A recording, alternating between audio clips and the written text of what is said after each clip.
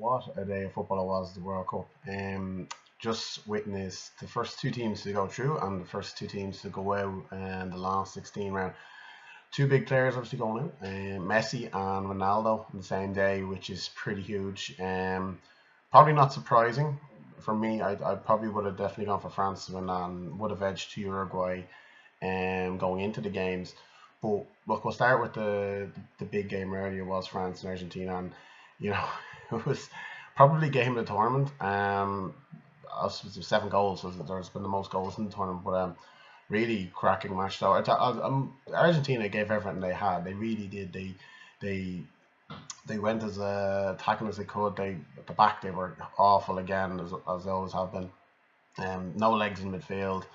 But like they gave it a go. And I think obviously since they're clear the air talks after the Croatia game, when it looks like Messi and Mascherano, apparently the rumours anyway, have taken control of the team, they actually have looked a little bit better.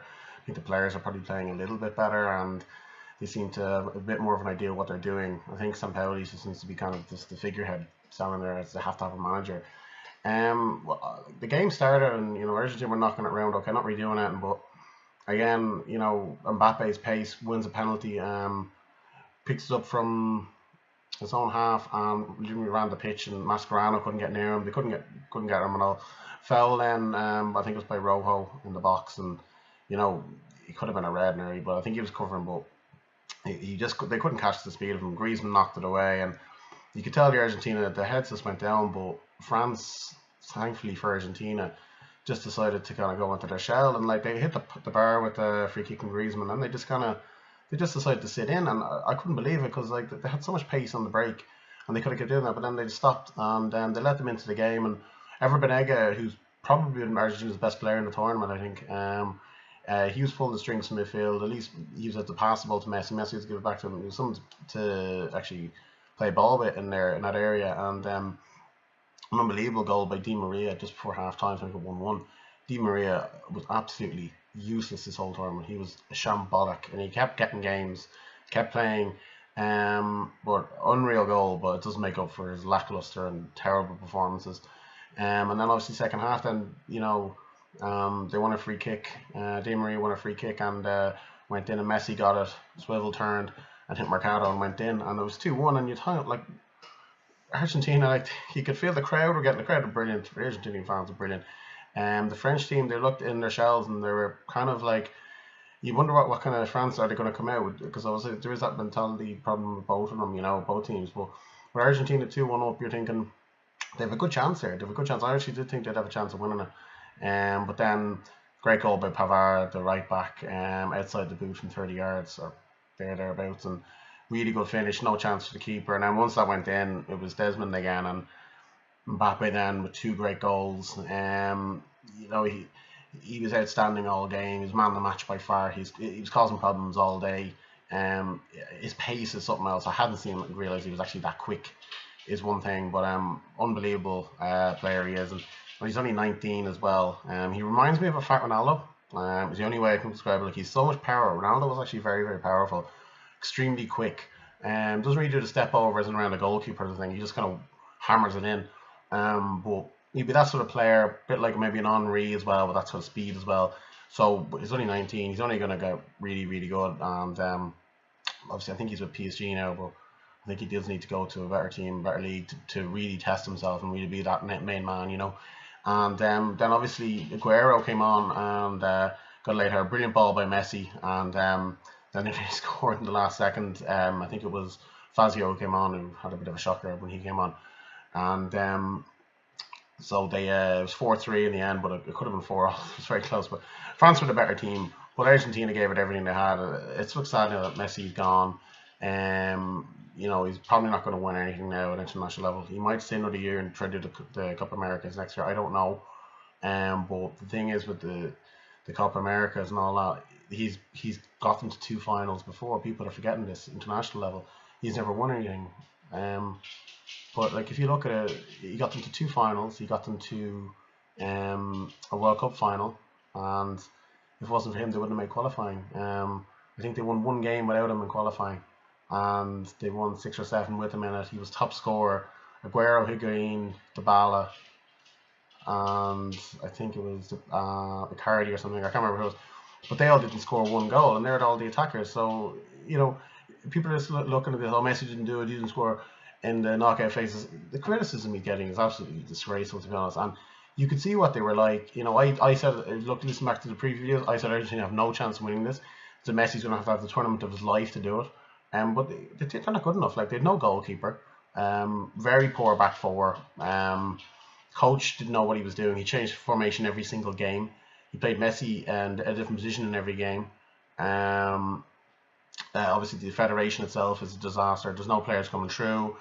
Equipment's not there half the time. Players aren't getting paid. They've had three managers in the last couple of years. They had obviously Sabella at the last World Cup. He left. Tata Martino came in. Boazza came in. Dan Sampaoli. So that's three managers in 3 years. I don't know how you can do that. Sampaoli's used 44 players or something since he's got into the job. So for that to happen is it's crazy. There's no stability there, and people call Messi like a quitter and all this. He's not. He's putting up an absolute nonsense there, and it's a difficult time for anyone in the Argentinian team. And if people are criticizing what he has to prove, he doesn't need to prove anything, and it's just crazy that people are giving out about him and everything, and all the Messi haters and the Ronaldo lovers. It really needs to stop this. It's just getting nasty, to be honest. Like, Messi missing the penalty against Iceland, everyone thought it was hilarious. Ronaldo misses it against Iran, nothing said. Ronaldo lucky not to get sent off against Iran as well. So, like, I don't like going on about this stuff. Like, they're both brilliant players. Let's just appreciate them. I'd always have Messi in my team. That's just my view. If you want to have Ronaldo, that's fine. But Messi can do everything. Ronaldo can't do it. Ronaldo can score goals. Messi can do everything, and he still outscores Ronaldo. That's the whole thing. So that's why I love Messi anyway. But look, we get back to the game today. Argentina are really in bits. Like, they've nothing going forward. Like, Dybala didn't get a game. Like, came on for what was it, 15 minutes against Croatia or something. They've really nothing coming through. And if Messi does retire, he might retire, because like the average age of team is over 30. They're old. They're slow. Mascherano still is their main midfielder. Likes Benega, good player, but he's 30 odd. Biglia 30 odd. Messi 31. Higuain 31. Defense is about 30. No goalkeeper. It's just like, it's an old aging team, and they're not producing the players. Dybala's the only player coming forward, and if Messi wants to retire, maybe let Dybala come in there in that spot. But they've got massive issues anyway, Argentina. But I knew they wouldn't go through, and I'm sad to see them go, because the fans are great, and sad to see Messi go. We'll get on to the next game anyway. It was Uruguay-Portugal. Now, the Uruguay I thought were absolutely magnificent. I thought Portugal were, to be honest, they're like Portugal. They've already played in the Euros. They won the Euros playing like that. Not good football. They didn't play well in really any game in the Euros 2 years ago. They just got their grinding results out. It's going to come out undone. I didn't think they'd win the World Cup. I thought it'd be a very close game between Uruguay. They're both similar teams, but the difference that they had two amazing centre halves, like I called in the preview. If you listen back to the Group B one, or Group A, excuse me, the Uruguay are in, and they've got the best centre forwards combinations with the two best centre halves combination. If you get that right, and you've got a hard working team in midfield around you, you've got a chance to win anything. And obviously Tavares has been manager for 16 years, longest serving manager, as I said before. And then they win 2-1, and Cavani was awesome. The best 1-2 you'll ever see. Picks up on the right hand side, brings a 30-yard ball to Suarez. Suarez cuts in, lovely cross, and Cavani flicks it in the side of his head. Unbelievable header, really great goal. Portugal really didn't offer anything. Ronaldo just kept shooting from distance, and that was the only tactic they had. And again, it was like ram the ball to Ronaldo and shoot. That's what they had with Messi. For Argentina, it doesn't work like that. He needs someone else to do something. So I'm not blaming Ronaldo. Maybe some of the choices he could have done a little bit better. Maybe keep the ball, maybe show a bit more patience. But he just thought, look, there's nothing here. I'm going to keep shooting, and no one else is going to do it for them. So they got back into it anyway. 10 minutes into the second half, when Pepe actually scored from it was a quick corner, and they actually caught Uruguay for the first time. Jimenez lost Pepe. And looked like Portugal, they were on top actually, and they're moving the ball a lot quicker. A few tactical changes. João Mario came into the game a bit more. Bernardo Silva came a bit more. Then it was just a long punt of field, and I felt to Cavani the edge of the box. First touch, straight into the bottom corner. gave Rui Patricio no chance. Another fantastic goal. Cavani was outstanding all day as well, and he went off injured after 70 minutes. So I hope he's available for the France game, because I hope Uruguay can go far. I really like them, and I said that they're a team that you want to watch, because you don't want to play them. That they're tough, they'll kick you, they defend so well, and they'll take their chances. And I think they're great for a population 3.5 million. I think these guys have really got it going. So, so it's France and Uruguay, and they'll be playing 6th of July in their next game. So I'll keep you posted on that one. People have asked me as well, goal tournament.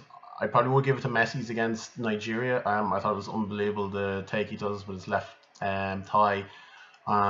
Quick touch with his right foot and then buries it with his weaker foot. Match the tournament was probably the Argentina France game. Obviously, I've predicted Germany to win it. They're gone. I haven't done any videos since the group stages, so loads of shocks in the groups, loads of drama. I think the World Cup's been so exciting so far. I think the VAR, I hate it, but I hate it so much. I think it's great in terms of excitement, but it's so inconclusive, and it's so controversial that I think it needs to be ironed out. But it is very exciting, to be fair. So tomorrow, obviously, we have Spain, Russia, and Croatia, Denmark. So I'd be expecting Spain and Croatia to go through there, and they'll be on the lower side of the group, and possible future opponents for England if they can get past Colombia. Anyway, check out all the other videos and all the other group previews that I did do. See how I did. One or two clangers I predicted, obviously the Germany thing, but I got a few right as well, so you're not going to get them all right. Anyway, take a look at all those videos, and I'll catch you next time.